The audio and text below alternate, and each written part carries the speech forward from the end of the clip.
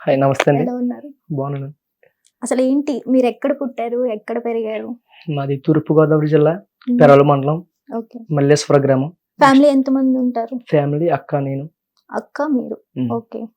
Mother ఏం చేస్తుంటారు? Mother కూలి పనికి. కూలి పని చేస్తుంటారు. ఫాదర్? ఫాదర్ అయితే నా చిన్నప్పుడే వదిలేశారు. ఓకే.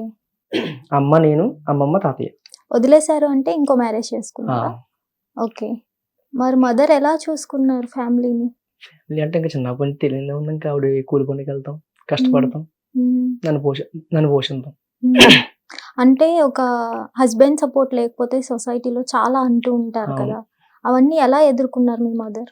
ఎదురుకుంటం అంటే ఇప్పుడు ఒక పల్లెటూరులో ఉన్నప్పుడు అటువంటివి మా సైడ్ అయితే ఏముండవులేండి ఇంతకి. హ్మ్. ఎవరైనా సరే. లేనప్పుడు బాధ తెలుస్తది కదా ఇంకా. హ్మ్. అక్క అయితే డాడీ ఆళ్ళ దగ్గర ఉంటది. నేనేమో మమ్మీ వాళ్ళ దగ్గర ఉంటాను. ఓకే. అంటే కోర్టు అలా తీర్పిచ్చింది. అంటే ఒక కిడ్నీ అటు, ఒక కిడ్నీ ఇటు. ఓకే. ఎందుకట్లా? అంటే ఒకేళ వాళ్ళకిష్టం లేదేమో ఒకేళ చేసుకుంటాం. అప్పుడే చెప్పుకోవాల్సింది ఆళ్ళు అవునా? హ్మ్. అప్పుడు అంత నాలెడ్జ్ కూడా ఉండదేమో వాళ్ళకంత. హ్మ్. అలాగే ఇష్టం లేకుండా చేసుకున్నట్టున్న మ్యారేజ్ అది మనకి తెలీదు అంతలోను. హ్మ్. ఏదో మొత్తం మీద జరిగింది సంథింగ్. అక్క పుట్టింది. నేను పుట్టాక గొడవలు స్టార్ట్ అయినాయంట. ఓకే. అయ్యాక అమ్మ ఇక్కడికొచ్చేస్తాం. మళ్ళీ తర్వాత ఎళ్తాం డాడీ దగ్గరికి. నన్ను హ్మ్. చిన్నప్పుడు బట్టలిప్పేసి ఎండలో నన్ను నుంచోబెట్టేవాడంట. మీ ఫాదర్. నన్ను. ఓకే. ఎందుకు? ఎంత సైకో టైపు. ఓకే. అలాగే అమ్మ వాళ్ళు కేస్ పెట్టారు. హ్మ్. ఇప్పటికి కేస్ అక్కడికి కూడా అవ్వలేదు. హ్మ్. సరే మా బతుకే మేము బతుకుతున్నాం. అక్కేమో ఇప్పుడు జడ్జి గారు అటేపు అక్కనే నన్ను ఇటేపు చిన్న పిల్లోలం కదా! హ్మ్. అక్కకి ఇంకా ఊహ తెలిసినప్పుడు. ఓకే. అటేపు ఇటేపు నిలబెట్టారు. నిలబెట్టి జడ్జి గారు అడిగారు. "నీకు అమ్మ కావాలా? నాన్న కావాలంటే" మా హ్మ్. ఫ్యామిలీ అందరూ ఏమో "నువ్వు అమ్మ కావాలని చెప్పు. నాన్న కావాలని చెప్పకు." హ్మ్. మాకేమో తనకు కూడా అంతే. "నీకు హ్మ్. నాన్న కావాలని చెప్పు. అమ్మ కావాలని చెప్పుకో." ఓకే. జడ్జి గారు తీర్పిచ్చారు. హ్మ్. ఇచ్చాక ఇంక ఎవరిదారి ఆళ్ళు చూసుకున్నాం ఇంకా. అప్పటి నుంచి ఇప్పుడు దాకా కూడా చిన్నప్పుడే కలుసుకున్నాం. అప్పటి నుంచి మా అక్క నన్ను చూడలేదు. నేను మా అక్కని చూడలేదు. హ్మ్. ఆ తర్వాత కొన్నాళ్ళు పోయాక ఇన్‌స్టాలో మా అక్క మెసేజ్ పెట్టింది. ఓకే. నాకు తెలీదు మా అక్కని. ఆహా! అనుకోకుండా మెసేజ్ పెట్టింది. హ్మ్. అలాగా జస్ట్ అదే మా తమ్ముడి క్యారెక్టర్ ఇటువంటిదని చెప్పేసి టెస్ట్ చేద్దాం అనుకుంటాం. వాళ్ళ ఫ్రెండ్‌తో మాట్లాడిచ్చింది. అంటే మీ అక్కకి కూడా మీరిష్టం లేదా? మరి? ఎప్పుడు మేమిద్దరం ఫేస్ టు ఫేస్ ఎదిగెళ్ళి చూసుకోలేదు కదా! తనకి మీరని తెలీదా? నేనేం తెలుసని మెసేజ్ చేసింది నాకు. మరి మీ క్యారెక్టర్ ఎందుకు టెస్ట్ చేయాలనుకుంది? జస్ట్ ఏదో అసలు నా తమ్ముడు ఏంటసల హ్మ్. అని చెప్పేసి వాళ్ళ ఫ్రెండ్ చేత మాట్లాడిచ్చింది. మనం నార్మల్‌గానే మాట్లాడాం చెప్పక్క అని. హ్మ్. కొన్ని రోజులు మాట్లాడుకున్నాక తర్వాత మా అక్కకి కాల్ చేసి మళ్ళీ నేనురా అక్కని మాట్లాడుతున్నాను. అంటే ఏ అక్క అని అడిగింది. హ్మ్. అసలు వీడియో కాల్ చేయంటే అక్క నువ్వండి. అప్పుడు మాట్లాడుకుంటే హ్మ్. ఇంట్లో ఇటేపు మాట్లాడుకున్నట్టు మా ఇంట్లో తెలదు. అక్క నేను వీళ్ళకి తెలదు. ఓకే. అలా మాట్లాడుకుంటున్నాం. తర్వాత అక్కకి మ్యారేజ్ ఫిక్స్ అయింది. ఇంక నాతో అక్క మళ్ళీ టచ్‌లో లేదింక. హ్మ్. టచ్‌లో లేకపోతే అక్కకి మ్యారేజ్ ఫిక్స్ అవుతే తర్వాత వాళ్ళ డాడీ ఆళ్ళకి కూడా మాకు మ్యారేజ్ చెప్పలేదు వాళ్ళు. హ్మ్. మమ్మల్ని ఎవరు పిలవలేదు. ఇంకా అమ్మని ఇంటికాడ అలాగే బాధపడుతున్నాం. తర్వాత ఒక 1 ఇయర్ పోయాక అక్క ప్రెగ్నెంట్. హ్మ్. ప్రెగ్నెంట్ అవుతుంతో హాస్పిటల్‌లో ఇప్పుడు ప్రెగ్నెంట్ అన్నాక నొప్పుల బాధొచ్చిందంటే ఒక ఆడపిల్లకి కన్నతల్లి తప్పించి అవును. ఎవరున్న బాధ ఎవరికీ తెలీదు. తెలీదు. తండ్రున్నా సరే తెలీదు. ఒక కన్నా తల్లికి అవుతేనే తెలుస్తది. అలాగనే హాస్పిటల్‌లో ఉంటే హ్మ్. అమ్మని తీసుకొని హాస్పిటల్ కాడికెళ్ళాను. హ్మ్. ఎళ్తే మా బాబాయ్, మా తాతయ్య వాళ్ళు అమ్మని నన్ను లోపలికి ఎంటర్ చేయలేదు వాళ్ళు. హ్మ్. అమ్మ అడిగింది వాళ్ళని. "ఈడెప్పుడు చిన్నప్పటి నుంచి చూడలేదు కదా! వాడికొకసారి చూపించండి" అంటే లేదసల ఇక్కడి నుంచి వెళ్ళిపోవాల్సిందే మీరసలు చూడటానికి వీల్లేదసలు దాన్ని హ్మ్. అని చెప్పేసి అలా గెంటారు. మా అమ్మ పాపం మా బాబాయ్ కాళ్ళు పట్టుకుంటూ కూడా వెళ్ళింది పాపం.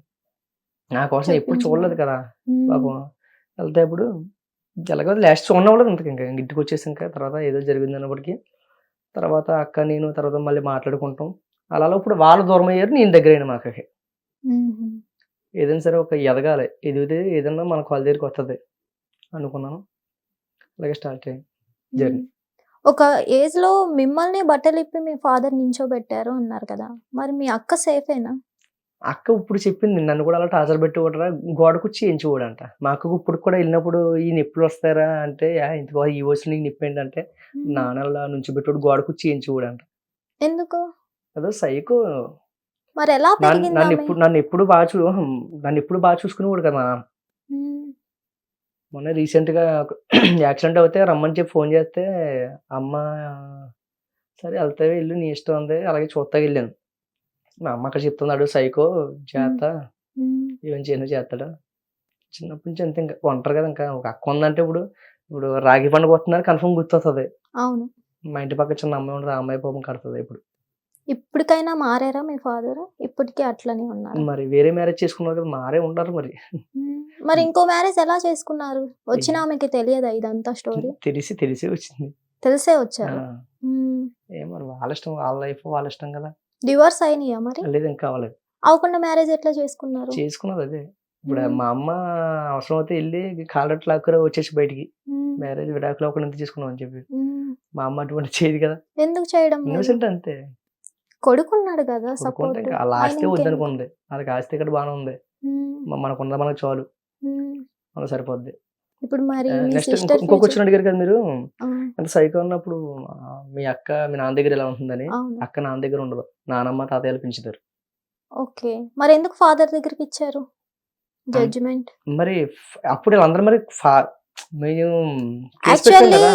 మేజర్ అయితే ఓకే నేను ఇక్కడికి వెళ్తా అని డిసైడ్ చేసుకునే మెచ్యూరిటీ ఉంటది. మైనర్ లో ఉండదు కదా. అప్పుడు లేదు కదా మరి అప్పుడు చిన్నపిల్లలు ఉన్నాం కదా మేము. పక్కన వాళ్ళు ఏం చెప్పమంటే అది అంతే ఇంకా. చెప్పారు. ఓకే. ఇప్పుడు పెళ్ళి అయ్యాక మా అక్క బయటకు వచ్చాక ఎవరితో మాట్లాడే ఎలా నాలెడ్జ్ ఇప్పుడు చదువుకుంది కానీ స్టడీ అంతా కూడా ఇంట్లోనే. మీ మదర్ స్టోరీ ఏంటి అసలు? రేగి చెట్టు ఉంటది కదా. రేగి చెట్లు నొప్పులేసి నొప్పుల మీద నుంచోబెట్టేవాడు అంట అమ్మని. ఇంకా టార్చర్ మనకి ఎందుకు అనుకుందామో ఏమనుకుందాం. అసలు వీడియోస్ చేయాలన్న థాట్ ఎందుకు వచ్చింది? ఎప్పుడు స్టార్ట్ చేశారు? నేను మీకు చెప్పాను కదా ఈ ప్రోగ్రామ్ చేస్తానని 2012లో స్టార్ట్ చేశాను. హిట్ టీవీ యాప్ ఇందులో short news, live news, entertainment shows, movies, digital magazines తో పాటు మీ జిల్లా వార్తలను కూడా ఫ్రీగా చూడొచ్చు. ఇంకెందుకు ఆలస్యం? వెంటనే హిట్ టీవీ యాప్ ని డౌన్లోడ్ చేసుకుని ఫ్రీగా ఎంటర్టైన్మెంట్ పొందండి. Hit TV app. Hit TV app. Please download Hit TV app. Hit TV యాప్ని ఫ్రీగా డౌన్లోడ్ చేసుకొని ఎంజాయ్ చేయండి. మీకు నచ్చిన ఎంటర్టైన్మెంట్ కోసం హిట్ టీవీ యాప్ ని ఫ్రీగా డౌన్లోడ్ చేసుకుని ఎంజాయ్ చేయండి. హిట్ టీవీ యాప్ని డౌన్లోడ్ చేసుకుని ఆస్వాదించండి, ఆశీర్వదించండి. ఇంతమంది సెలబ్రిటీలు హిట్ టీవీ యాప్ ని డౌన్లోడ్ చేసుకోండి అని చెప్తున్నారంటే ఎంత మంచి యాప్ ఆలోచించండి. అమెరికా అమెరికా అమెరికా అమెరికాలో చదవాలనుకునే వాళ్ళకి విశ్వసనీయమైన పేరు మన శౌర్య consultancy. UK Law 1 Year Masters. UK Law 1 Year Masters. 2 years work permit up to 5 years visa. Contact Saurya Consultancy. Contact 89851 89851.